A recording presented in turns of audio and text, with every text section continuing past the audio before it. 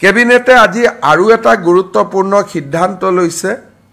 যোৱা বছৰ আমি কেবিনেটত সিদ্ধান্ত লৈছিলোঁ যে মাটিৰ খাজানা অকল ডিজিটেল নিয়মত দিব পাৰিব। অৰ্থাৎ যেটো কয় প্ৰথমতে পোৰ্টেলত ৰেজিষ্ট্ৰেশ্যন কৰিব, আধাৰ লিংক কৰিব, তাৰ পিছত তেওঁলোকে মাটিৰ খাজানাটো আফটাৰ ৰেজিষ্ট্ৰেশ্যন ডিজিটেলি দি যাব।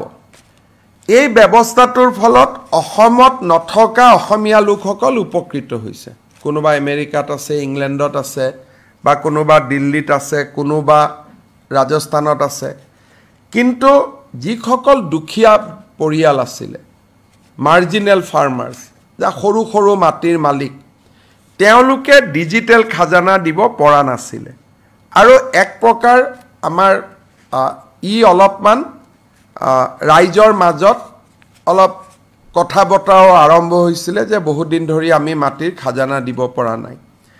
আজি কেবিনেটে সিদ্ধান্ত লৈছে যে যোনে ডিজিটেলত দিব পাৰে দিয়ক, সেই ব্যৱস্থাটো চলি থাকক।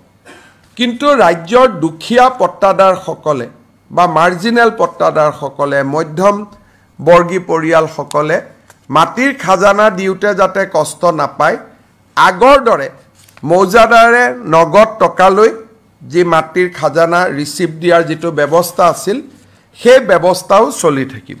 অৰ্থাৎ এফালে আমি মেনুৱেলিও মাটিৰ খাজানা দিব পাৰিম, আৰু কোনোবা দূৰত আছে 200 টকা খাজানা আহিবৰ কাৰণে অসুবিধা, তেওঁ ডিজিটেলিও দিব পাৰিব। অৰ্থাৎ এতিয়া ডিজিটেল আৰু মেনুৱেল, কেছ পে'মেণ্ট আৰু পে'মেণ্ট, দুইটা ব্যৱস্থা আজি কেবিনেটে মুকলি কৰি দিছে।